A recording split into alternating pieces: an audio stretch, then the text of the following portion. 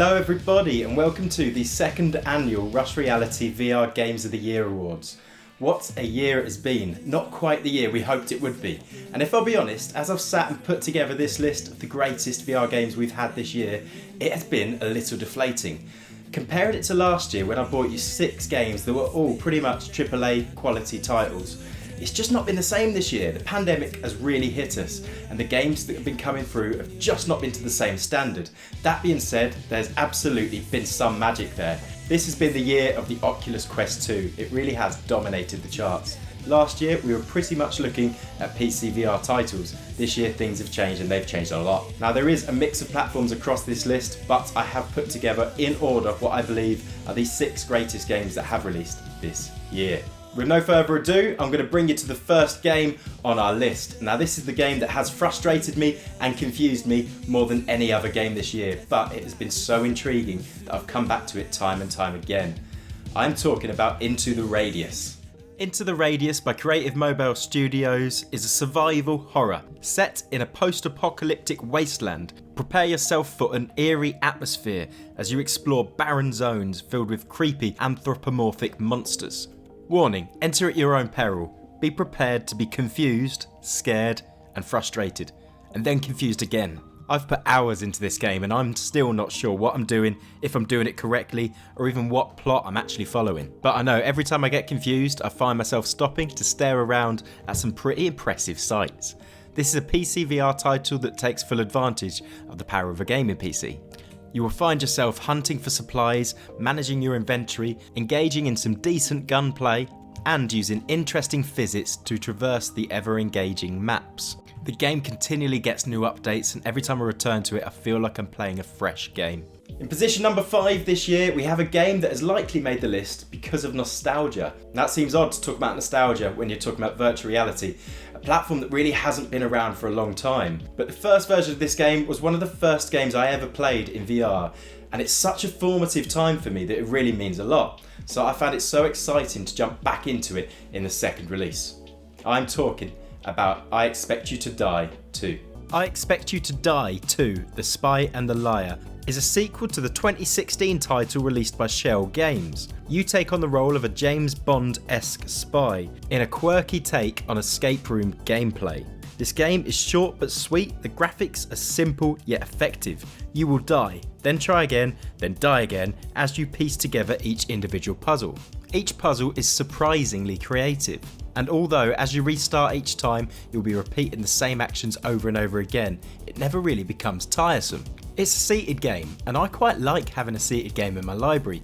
Quite often you get home from a busy day and you want to jump into VR, but you just don't have the energy to be spinning around in something active like a shooter. Well, this game is perfect. The physics are very fun. The game holds up really well on both the Quest and PC. In fact, I'd recommend it on the Quest because the freedom of wires means you can spin around on something like an office chair and you really do get engaged with the game. If you've skipped it, then grab it in the New Year sales. In 4th place is a game that I think might be topping many people's lists this year. I've spent a lot of time playing this game and I've really enjoyed it. I'm talking about Resident Evil 4. Resident Evil 4 is the Quest port of the 2005 Capcom classic horror. For many people this was a return to a much loved favourite from the past. I actually skipped Resident Evil 4 originally because I was a big fan of the first 3 and I found this one too much of a departure from what I knew. That meant that I could come to this with fresh eyes, and playing it in VR I really enjoyed it. One thing many VR linear story games tend to lack is length of gameplay and depth of story, both of which are in abundance here. Resident Evil 4 was remade from the ground up to work with VR and they did a really good job of it. It's a Quest exclusive and it's kind of ideal for that platform. The 2005 textures and graphics run seamlessly on the headset, and being wire free is a big advantage as you spin around trying to avoid zombies. For me, a port was never going to win the Game of the Year, but this was a really strong offering. In 3rd place is a game that if you asked me a few months ago what I expected to top my list of Game of the Year, I would have absolutely said this title. It had so much promise. For me, it didn't quite get there, but there still is time. There is lots of planned updates for this game and I think it really could be going places. I'm talking about After the Fall. After the Fall comes from Vertigo Games, the makers of Arizona Sunshine. It brings co-op zombie warfare in a post-apocalyptic world which has been taken over by the formidable Snowbreed. This game was hyped for a very long time, possibly to its detriment. We expected a lot. I'm not sure we quite got it. We did get an excellent game in its own right, but for me it was slightly short of what I was hoping for. Whilst the Left 4 Dead style gameplay holds up really well and there's nothing more fun than jumping in with a couple of mates and tearing some zombies to shreds, I was expecting the game to involve a bit more story, feel a bit more polished and bring more rewarding replay value. At the moment, the number of playable levels is quite low, but we're told to expect lots of DLC and not paid DLC, which I'm very excited to hear. In addition to the co-op, there is also a PvP mode which holds up really well. I'm hoping this game grows and grows and we'll soon look back on it even more favourably. In second place is a game that I think could be in my favourites list for a very long time to come. I've had so much fun playing this game, so much so that I'm going to give it a special award. It's getting the award for innovation, and that is Demio. Demio by Resolution Games takes second place and the award for innovation because it brings a truly new way to play virtual reality gaming. It brings to life tabletop gaming in a VR environment. You're sat around a table with a group of friends taking on a classic game that comes alive in front of you. Think of a mix between Dungeons and Dragons and Wizard's Chess. The games can be truly challenging as the enemies on the field grow and grow as the game goes on. The visuals are incredible, it really does feel like you're sat in an old basement. The games can be lengthy, so set aside a good 2 to 3 hours if you want to get through a map, but the recent addition of the save feature means you can jump back in and continue where you left off. A great experience whether you're playing on Quest or PC VR. The game launched with just one story to play through, but since it's had 2 updates bringing new stories to the fold, with more planned in the future. I can't tell you how much fun I've had in this game. It's been awesome. Whether I've been jumping in with people I know or just playing with randoms on the internet, I've always had fun. It's got a really cool community of players. If somehow this game has managed to slip you by, then jump on it quickly. Don't miss this turn-based masterpiece. So that brings me to first place, and the game that's taking the title of VR Game of the Year 2021. Now this has been a really tough call to make. There's been lots of contenders, and for me it's come down to a number of things. I feel like my choice could be contentious, but I've put a lot of thought into this. The game I'm choosing to award is Lone Echo 2.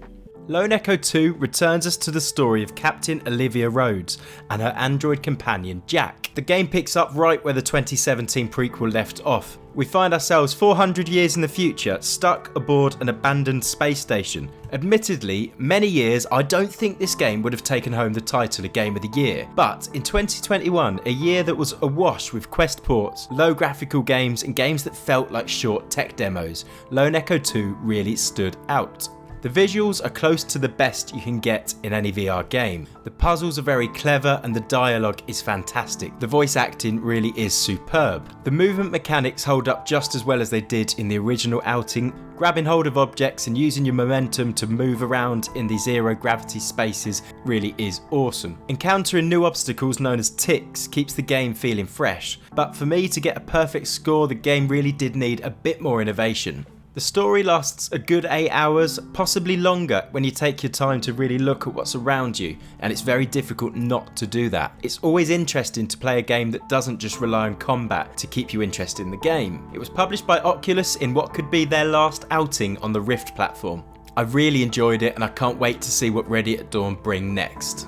So there we have it folks, that is the VR Game of the Year Awards 2021. Thank you so much for joining me and sticking with me. Hopefully you'll join me again next year and we'll be celebrating some very exciting games. Thank you very much. If you've enjoyed this video, then do me a favour, press the like button. If you'd like to see more content like this in the future, then a sub to the channel would be amazing. Thank you very much, see you next time, goodbye.